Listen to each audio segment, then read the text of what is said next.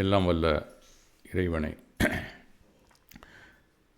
பொற்பாதங்கள் எல்லாம் வல்ல இறைவனின் பொற்பாதங்களை மனம் வழி மெய்யால் போற்றி பணிகிறேன். அதிகாலை பிரார்த்தனை வகுப்பிலே கலந்து கொண்டு பிரதிதினமும் திகழ்ச்சி நிரல் தொடர்ச்சியாக கடவுள் வாழ்த்திலிருந்து தொடங்கி மேருமந்திர பாடல் வரை சிறப்பான நிகழ்வுகளை வழங்கி வரும் அனைத்து பங்களிப்பாளர்கள், பார்வையாளர்கள் மற்றும் நெறியாளர் தொடர் தொகுப்பாளர்கள் அனைவருக்கும் எனது பணிவான வணக்கத்தை தெரிவித்துக் கொள்கிறேன்.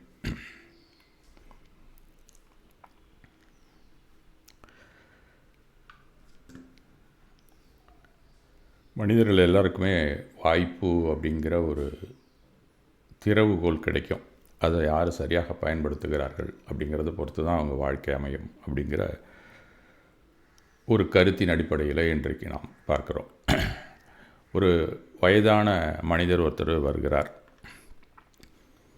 அவர் அந்த ஊரில் இருக்கக்கூடிய ஒரு ஆள் கையில் ஒரு சாவியை கொடுக்குறார்.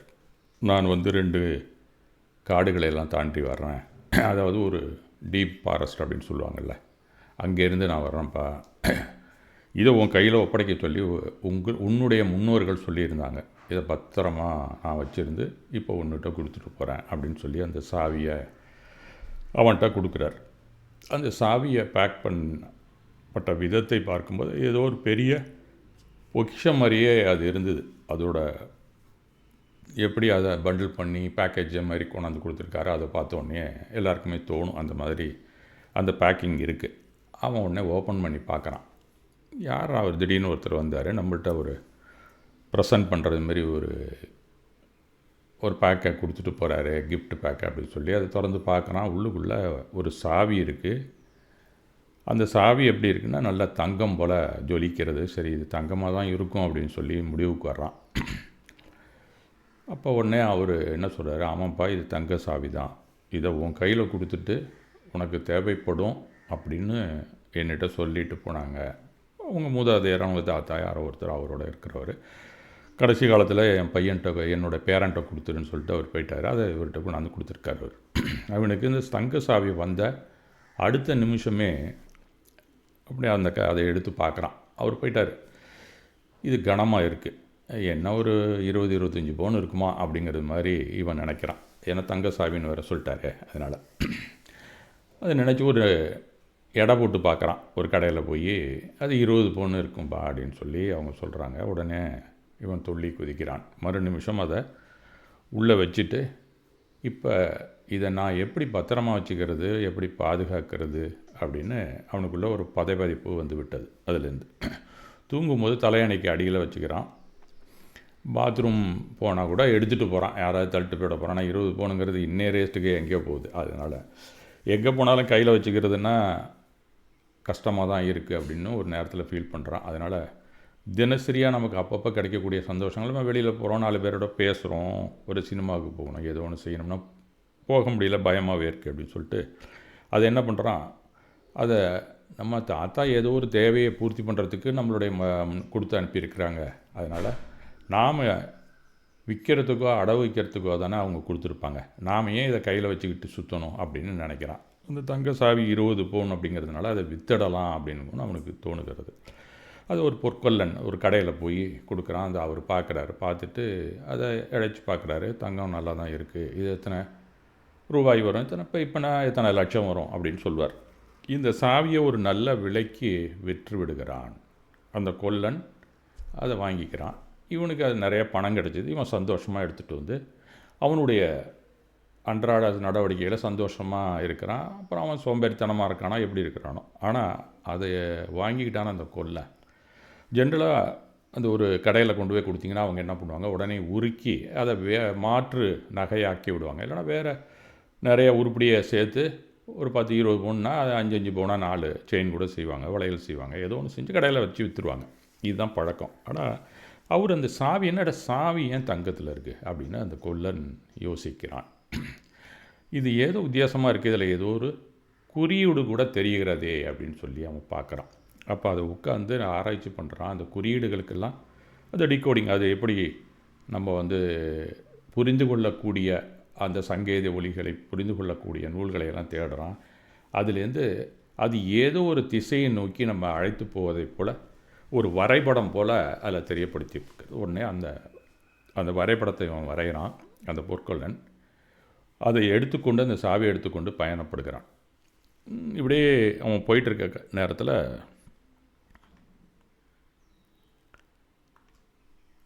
அந்த சாவியோட அந்த அடர்ந்த காட்டுப்பகுதிக்கு உள்ளே போய்கிட்டு கொண்டே இருக்கிறான். அது கடைசியில் ஒரு இடத்துல போய் அந்த குறியீடு இந்த இடத்துல தான் நிற்கிது. அந்த குறியீடு இப்போ நேவிகேட்டர் போட்டிங்கன்னா நம்ம காரில் எதில் போனாலும் போய் நிற்கும்ல, அந்த மாதிரி இவன் பயணப்பட்ட ஒரு இடத்துல நிற்கிறான். அங்கே ஒரு குகை தெரிகிறது.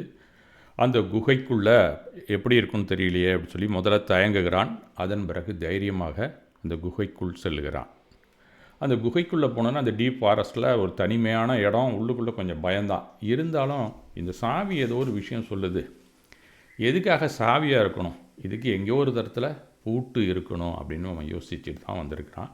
அதை பார்த்த உடனே உள்ளே போய் பார்த்தோன்னா அங்கங்கேயும் ஒரு இடத்துல பார்க்குறான், ஒரு கீ ஹோல் தெரியுது, ஒரு சாவி துவாரம் மாதிரி ஒரு இடத்துல தெரிகிறது. உடனே அந்த இடத்த சுத்தம் பண்ணுறான். அந்த சாவியை அதில் நுழைச்சி பார்க்குறான். அது அந்த அளவுக்கு ரொம்ப நாள் ஆகிடுச்சு, அதனால் கொஞ்சம் கஷ்டமாக இருக்குது. அதனால் மறுபடியும் அந்த சாவி துவாரத்தை தண்ணியெல்லாம் போட்டு சுத்தம் பண்ணிவிட்டு அந்த சாவியை உள்ளே விட்டு திருகுகிறான். கொஞ்சம் கடினமாக இருந்தாலும் திறந்து விடுகிறது. திறந்தோன்னே உள்ளே பார்த்தா நிறைய தங்க பாலங்களாகவும் நகைகளாகவும் தங்கங்களாகவும் வைரங்களாகவும் ஜொலிக்கக்கூடிய ஒரு பொக்கிஷ அறையாக இருந்தது அது அப்படின்னு அந்த கதையில் வருது. அவன் எல்லாத்தையும் அவன் எடுத்துக்கிறான். ஏன்னா அவன் தான் வாங்கிட்டான் அந்த சாவியை. அதை எடுத்துக்கிட்டு அவன் இன்னும் கொஞ்சம் மேலும் மேலும் தன்னுடைய அந்த வியாபாரத்தை விருத்தி செய்யலாம் அப்படிங்கிற நோக்கத்தோடு அத்தனை பொக்கிஷங்களோட திரும்பி தங்க சுரங்கத்திலிருந்து அத்தனையும் அள்ளி கொண்டு வந்து பெரிய அதிபதியாகலாம் அப்படிங்கிற சிந்தனையோடு வீட்டுக்கு வருகிறான். இந்த கதை இத்தோட அவர் முடிச்சிருக்கார். ஆக்சுவலாக இந்த கதை வாழ்க்கையில் வரும் பல வாய்ப்புகள், பொறுப்புகளை நாம் எப்படி அணுகுகிறோம் அப்படிங்கிற விஷயத்தை தான் நாம் கற்றுக் கொடுக்கிறது அப்படின்னு தான் நம்ம பார்க்கணும்.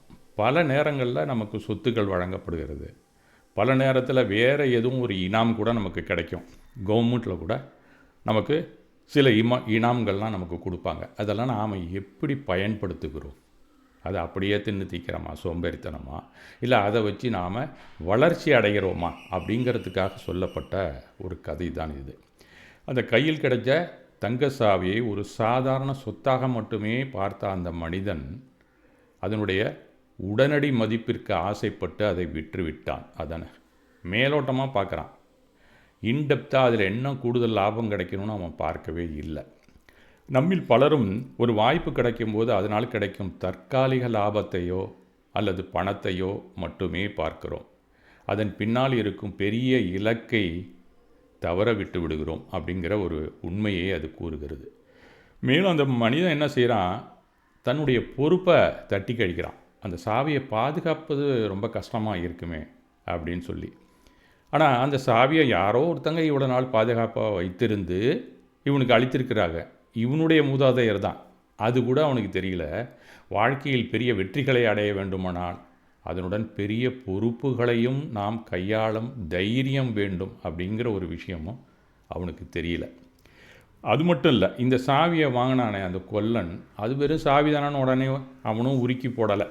அந்த சாவியில் இருந்த குறியீடுகளை, அதில் ஏதோ கோடிங்ஸ் இருக்குது, சிம்பிள்ஸ் இருக்குது, அதை ஆராய்ந்த அந்த கொல்லன் அதன் மூலம் ஒரு தங்க சுரங்கத்தையே கண்டுபிடித்தான். இதுபோல் நம்மிடம் ஒவ்வொரு சாவியிலும் ஒரு முன்னேற்றத்திற்கான வழி ஒன்று ஒழிந்திருக்கும்.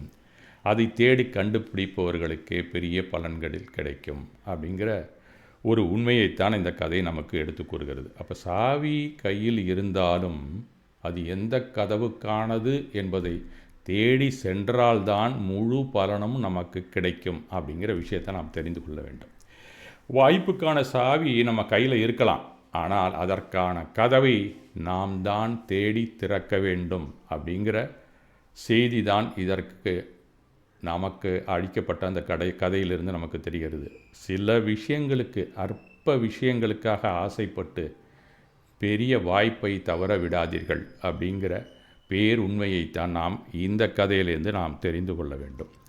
இது ஜென்ரலாக இந்த மாதிரி கதைகள் நிறையவே பழைய காலத்தில் எழுதியிருப்பாங்க. அந்த கதைகள் நடந்ததா நடக்கலையா அப்படின்னு நமக்கு பழங்கால கதைகளை பார்க்கும்போது இப்படி இல்லாமல் இருக்கும், நமக்கெல்லாம் யார் கொண்டாந்து கொடுப்பா அப்படின்னா, சின்ன சின்ன விஷயங்கள்லாம் நம்ம வாழ்க்கையில் நடக்கும், அதை நம்ம கவனிச்சிருக்க மாட்டோம். அதெல்லாம் அந்த சாவி மாதிரி வந்தது தான்.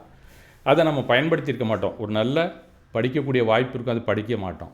படிச்சிருந்தா கூட மேலே மேலே வளர்ச்சி அடையக்கூடிய ஒரு உத்தியோகத்துக்கு சென்றிருக்க மாட்டோம். இந்த மாதிரி பல காரியங்கள் இருக்கும். இதுக்கு நடைமுறையில் அது மாதிரி யாருக்காவது நடந்திருக்கா அப்படின்னு நாம் சிந்திக்கும்போது, அந்த காலத்தில் மட்டும் இல்லை, முற்காலத்திலும் உண்மையான நிகழ்வுகள் இந்த கதைக்கு ஒற்றபடி நடந்து தான் இருக்கின்றன. ஒரு ஒரு சம்பவத்தை நம்ம பார்க்கலாமே. தாமஸ் ஆல்வா எடிசன் அப்படிங்கிறவரை பற்றி நாம் எல்லாருக்குமே தெரியும். 1800களிலே வாழ்ந்த ஒரு சயின்டிஸ்ட். அவர் தெரியாத யாருமே சொல்ல முடியாது, இல்லைன்னு சொல்ல முடியாது. ஏன்னா தாமஸ் ஆல்வான்னு கண்டுபிடிப்பா ஆயிரக்கணக்கில். இப்போ இன்றைக்கி பல்ப் எரியுதுன்னா தாமஸ் ஆல்வா எடிசன் கண்டுபிடிச்சது தான். அதுமாதிரி அவர்கிட்ட சார்லஸ் பர்னன் அப்படின்னு சொல்லி, பேர் அந்த இங்கிலீஷ்காரன், அதனால் அவனுக்கு பான்ஸ் அப்படின்னு பேர் அவனுக்கு. அந்த இளைஞன் எப்படியாவது ஒரு எடிசன்ட்டை இணைந்து அவரோட நாம் பணியாற்ற வேண்டும் அப்படின்னு சொல்லி விரும்புகிறான். அதனால் அவரிடம் தனக்கு தகுதியோ பணமோ எதுவுமே இல்லை, இருந்தாலும் நீங்கள் எனக்காக ஏதாவது ஒரு விஷயத்தை செய்யணும் அப்படிங்கிறது மாதிரி, எனக்கு ஒரு வேலையை நீங்கள் கொடுக்கணும் அப்படிங்கிறது மாதிரி அவர்கிட்ட கேட்குறான். அந்த எடிசனை சந்தித்தோன்னா அவனுக்கு என்னத்தை கொடுக்கறது, இங்கே ஒன்றும் அசிஸ்டண்ட்டாக இருக்கிற ஒரு அசிஸ்டண்ட் சயின்டிஸ்ட் போஸ்ட்டாக எதுவுமே இல்லை, ஒரு விஞ்ஞானியாக அவனை வச்சுக்கவும் முடியாது, இங்கே ஒரு மேனேஜர் போஸ்ட் மாதிரி மேலாளர் பதவியை கொடுக்கறதுக்கும் இங்கே வழி இல்லை, நான் தனியாக தான்ப்பா ஆராய்ச்சி பண்ணிகிட்ருக்கேன், அப்படி நீங்கள் இங்கே இருக்கணும்னு நீ நினச்சின்னா ஒரே ஒரு வேலை தான் நான் கொடுக்கலாம், வேணா இந்த டெய்லி வா இங்கே என் கூட கூட்டி பெருக்கி சுத்தம் பண்ணி சொல்கிற வேலையை செய்துக்கிட்டு இருக்கிறதுனா இங்கே வா அப்படின்னு சொல்லி அவர் சொல்லிடுறார். அந்த மனிதன் என்ன பண்ணுறான், சரி இந்த வேலையை நம்ம ஏன்டா வேண்டான்னு சொல்லணும், நாம் இவர் கூட இருக்கணும் அப்படின்னு நம்ம நினச்சி வந்துட்டோம். இவர்கிட்டேருந்து அந்த அறிவுகளை நாம் எப்படி பெற்றுக்கொள்ளலாம் அப்படிங்கிற அடிப்படையில் தான் நம்ம வந்திருக்கோம், அதனால் நாம் அவர் கூட தான் இருக்கணும்னு சொல்லி அந்த ஸ்வீப்பர் வேலையிலேயே அவன் இருந்து கொண்டிருக்கிறான். இப்போ கொஞ்ச நாள் கழித்து, பல ஆண்டுகளுக்கு பின்னாடி அவர் கூடவே இருந்து அவர் என்னென்ன விதங்கள்லாம் கண்டுபிடிக்கிறாரோ அதில் முத்தாய்ப்பாக ஒரு விஷயத்தை கண்டுபிடிக்கிறார். அந்த தருணத்தில் இவன் அவர் கூட இருக்கிறான், அந்த சார்லஸ் பர்ன்ஸ், ஒரு டிக்டேட்டிங் மெஷின் அப்படின்னு சொல்லி ஒரு மிஷினை கண்டுபிடிக்கிறார்.